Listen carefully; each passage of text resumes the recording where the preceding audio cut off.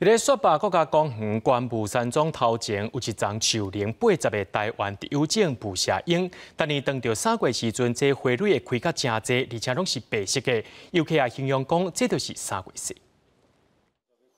超仔细把握时间，赶紧甲一年大开一摆的樱花王记录落来。这丛80岁樱花树啊，悬14公尺，是台湾特有种。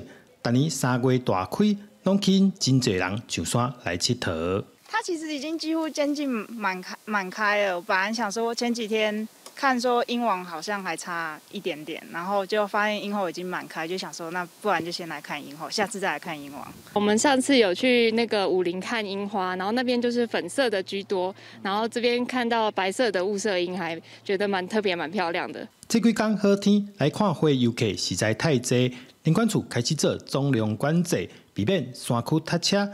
园区嘛特别整理环境，要游客算了更加欢喜。雾社樱王，我们的解说牌是80年以上了，可是这个牌子已经挂了20年了。你看这个差不多多少年？这次特别，我们把道路也稍微修了一下，比较安全。在个人讲，目前花期差不多剩1礼拜，民众若是想要来看捕蛇樱花，就要把握时间，无就搁要等1年咯。记者对君和新潮报道。